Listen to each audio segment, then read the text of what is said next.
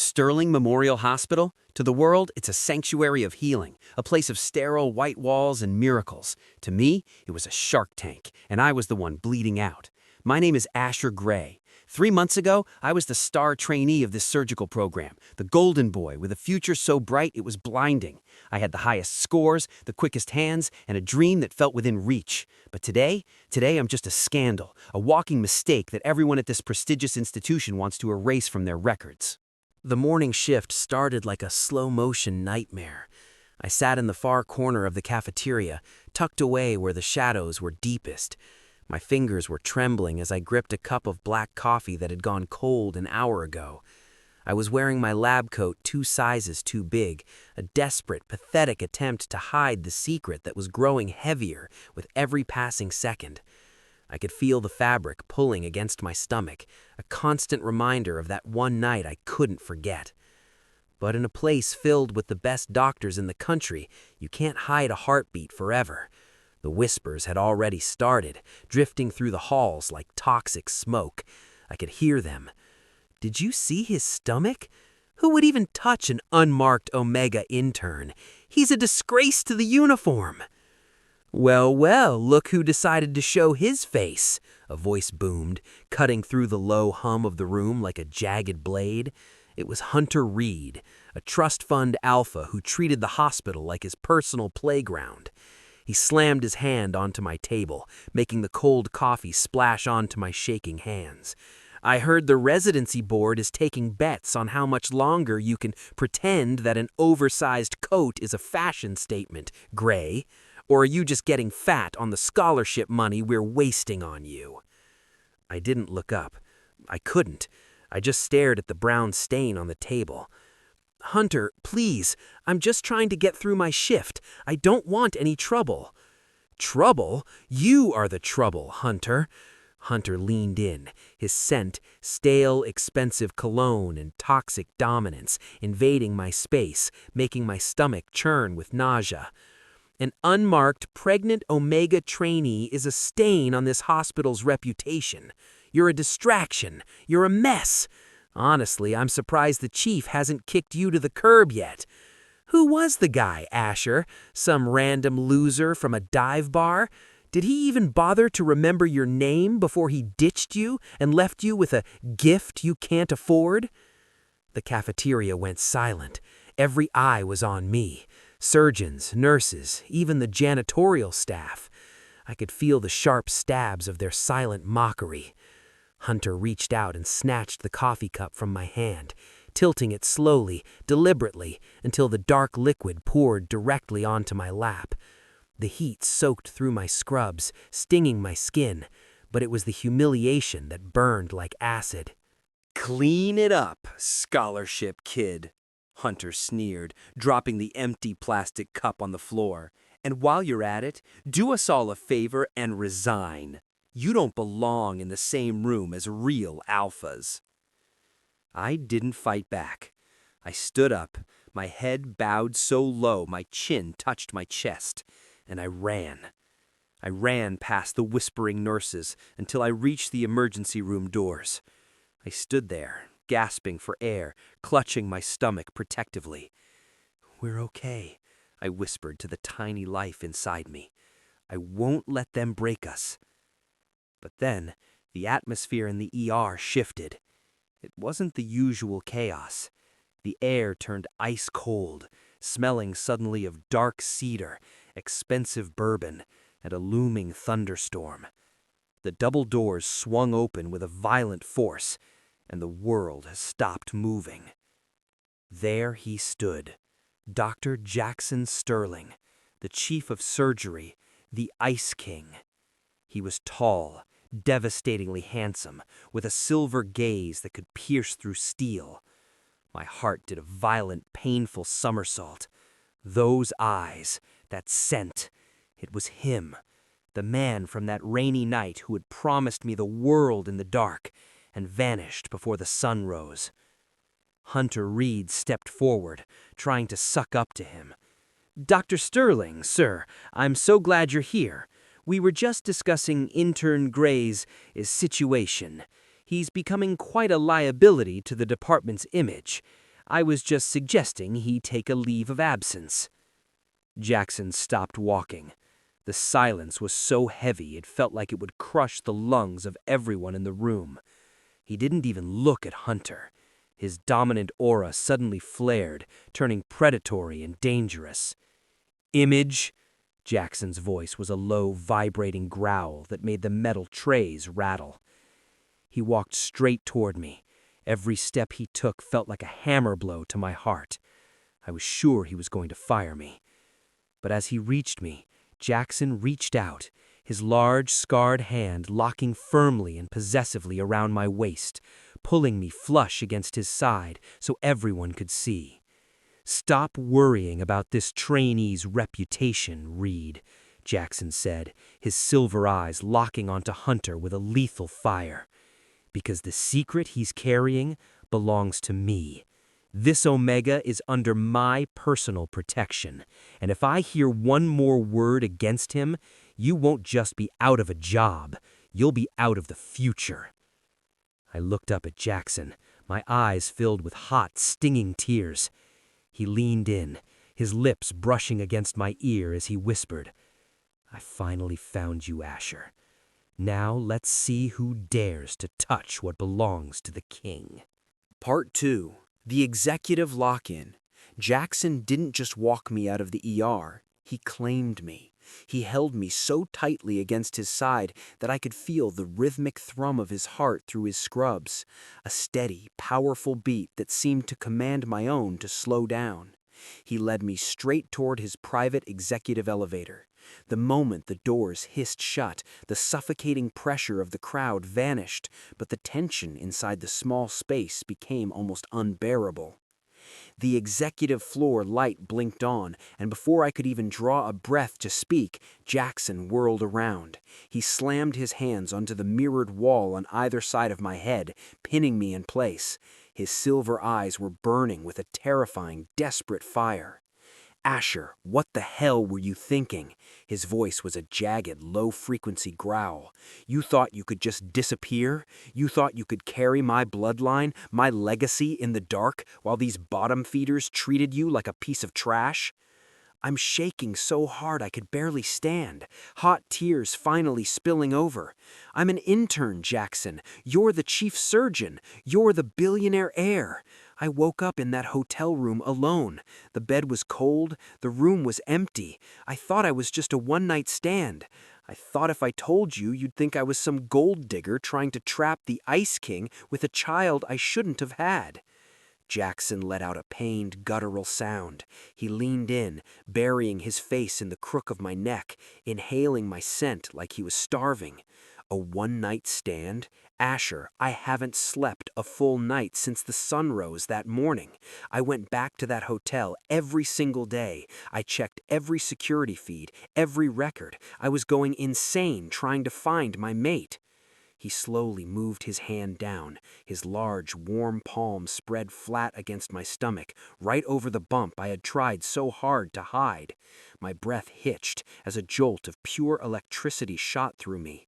The touch was possessive, demanding, and yet strangely reverent. It was the first time someone had touched my pregnancy with anything other than disgust. "This child, this isn't a scandal. This is Sterling, and you belong to me. From this second forward, you don't answer to anyone but me. I am going to make sure the world knows exactly who you are to me." He pulled me out of the elevator and into his massive office, locking the heavy doors with a click. He pointed to the plush leather sofa. "Sit. You're done running, Asher. You aren't a ghost in these halls anymore. You are the queen of this institution, and God help the person who even looks at you the wrong way from now on." I sank into the sofa, feeling the weight of the last 3 months finally breaking. I was scared, yeah, but for the first time since that night, I didn't feel alone. The king was back, and he was ready to burn the world down just to keep me safe. Part 3. The King's Wrath. The news of what happened in the ER spread through Sterling Memorial faster than a lethal virus. By the time the sun began to set, every nurse, janitor, and board member knew The disgraced trainee was actually carrying the chief's heir. I was sitting in Jackson's office, wrapped in his oversized cashmere sweater that smelled like dark cedar and power. I felt like a prisoner in a golden cage, but for the first time in months, I wasn't afraid. Suddenly, the office door swung open. Jaxson walked in, his surgical mask hanging around his neck, his eyes still burning with that cold, predatory fire. Behind him, security was dragging someone, or rather shoving someone into the room. It was Hunter Reed. Hunter looked pathetic. His expensive hair was a mess, and the arrogance that usually defined him had been replaced by a raw, shivering terror. "Dr. Sterling, please," Hunter stammered, his voice cracking. "I didn't know. If I had known he was yours, I never would have—" "You never would have what?" Jackson's voice was like a blade sliding over silk. He didn't even raise his tone, which made it 10 times more terrifying. He walked over to Hunter, looming over him like a god of judgment. "You wouldn't have poured hot coffee on him? You wouldn't have called him a mess in front of the entire staff? Or you just wouldn't have gotten caught?" Jaxson turned to his desk and picked up a thick manila folder. He tossed it on the coffee table in front of me. "I did a little digging into your family's donations to this hospital, Reed, and your academic records. Turns out your father paid for your grades, and you've been harassing staff members for years. I was going to ignore it because you were irrelevant, but then you touched him." Jaxson stepped into Hunter's personal space, his alpha aura flaring so hard that Hunter's knees actually buckled. "As of 5 minutes ago, your internship is revoked. Every credit you earned here is deleted. I've personally contacted the National Medical Board. You are blacklisted from every hospital, clinic, and lab in the United States. You are not a doctor, Hunter. You're a nobody." Hunter began to cry, actual tears of desperation.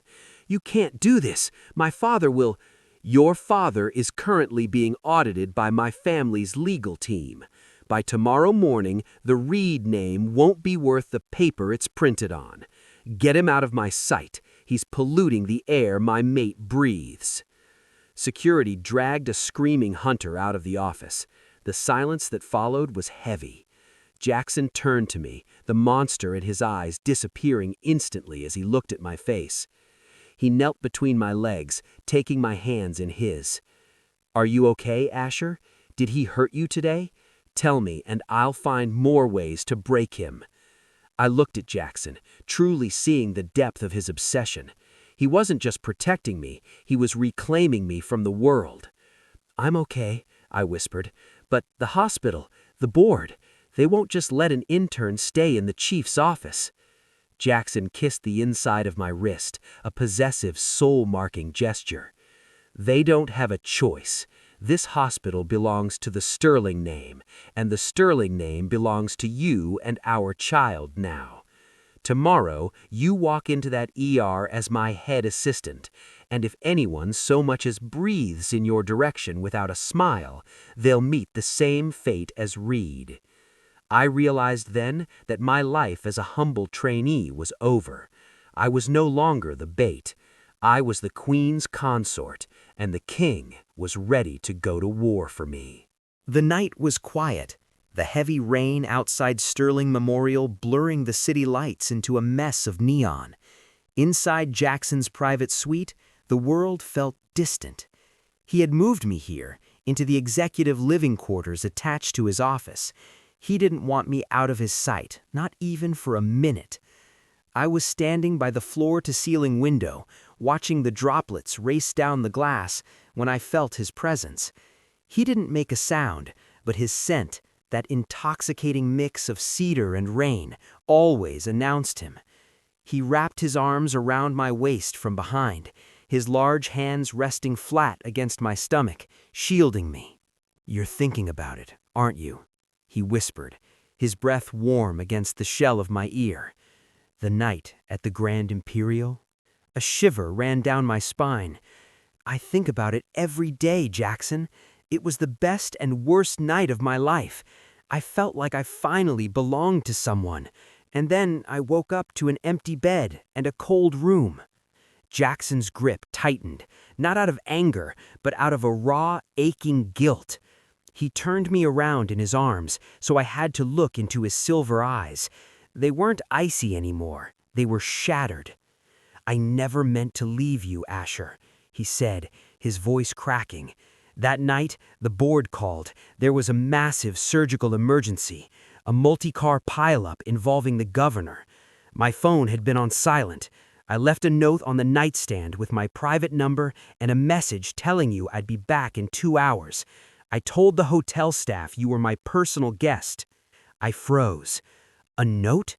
Jackson, there was no note. When I woke up, the room was spotless. The front desk told me the room had been cleared and that I should leave before security was called. They treated me like a stray who had snuck in. Jackson's jaw tightened so hard I thought it might snap. A low, dangerous growl erupted from his throat. "Miller," he hissed. Dr. Miller was at the hotel that night. She was part of the emergency team. She must have seen me leave the room. She's the one who cleaned it out. She's the one who tried to keep us apart. The realization hit me like a physical blow. All those months of bullying, of Miller trying to fail me, of her mocking my pregnancy, she knew. She knew exactly whose child I was carrying, and she wanted me to suffer in silence until I broke. "She knew I was looking for you," Jackson whispered, his eyes turning a lethal shade of silver. "Every day she saw me losing my mind, and every day she watched you struggle. She enjoyed it." He leaned his forehead against mine, his hands trembling with a restrained fury. "I am going to make her regret every second she spent in this hospital. But first," he pulled back, looking at me with a soft, desperate devotion. "I need you to know that I never chose work over you. I've been haunted by you, Asher. I kept the shirt you wore that night just so I could remember your scent. I was a king without a soul until I saw you in that ER again." He knelt down, pressing a lingering kiss to my stomach through the soft fabric of my sweater. It was a vow, a silent promise that the days of me being alone were over. "Tomorrow," Jackson said, looking at me with the eyes of a man who would burn the world to the ground for his family. "Tomorrow, the person who started this nightmare will face the consequences. Miller thinks she's untouchable. She's about to find out what happens when you steal from a Sterling." Part 5. The Final Claim. The atmosphere in the main auditorium of Sterling Memorial was thick with tension. Every high-ranking surgeon, board member, and trainee was present. They thought they were here for a standard quarterly briefing, but the moment Jackson stepped onto the stage, the room went dead silent. He looked like a god of judgment. Sharp black suit, cold silver eyes, and an aura that felt like a physical weight. But the real shockwave hit when he reached back and took my hand, leading me to the center of the stage beside him. I wasn't wearing an intern's scrubs anymore. I was in a tailored suit that cost more than my entire tuition, his hand locked firmly on the small of my back. "Before we begin," Jackson's voice boomed through the speakers, "we have a matter of internal corruption to settle." He looked directly at Dr. Miller, who was sitting in the front row. Her face was already ashen, her fingers twitching. "Dr. Miller," Dr. Sterling said, his voice dropping to a dangerous low-frequency growl, "for 3 months you watched me search for the person who held my heart. You watched me tear this city apart. And all that time, you were bullying my mate right under my nose. You erased my messages, you intimidated hotel staff, and you tried to destroy a brilliant medical career just to hide your own petty jealousy."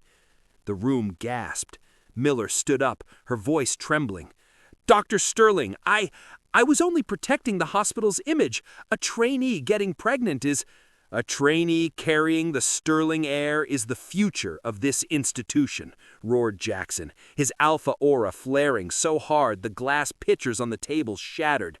"You didn't protect the image. You tried to kill my family's peace. You are stripped of your license, your tenure, and your dignity." Security, escort her out. I've already filed a criminal suit for harassment and obstruction." The crowd watched in stunned silence as the woman who had made my life a living hell was dragged out, screaming for mercy that would never come. Jackson turned back to the microphone, his expression softening only when he looked at me. He pulled me closer, his arm wrapping around my shoulder in a claim that was undeniable. "Asher Gray is no longer a trainee at this hospital," Jackson announced, his voice filled with a fierce, obsessive pride. "He is the head of the Sterling Foundation and my legal mate. From this day forward, he carries my name, my protection, and my heart. If anyone has a problem with that, I suggest you find a new profession." No one moved. No one breathed. Then, slowly, the board members began to clap, followed by the rest of the room. It wasn't just respect, it was fear of the man who had claimed me, and awe of the power we now held together. As we walked out of the auditorium, the heavy doors closing behind us, Jackson stopped in the quiet hallway. He leaned down, pressing his forehead against mine, his eyes glowing with a soft silver light. "It's over, Asher," he whispered. "No more hiding, no more whispers, just us." I looked at the man who had turned from a ghost in my dreams to the king of my world. I placed my hand over his, over our child, and smiled.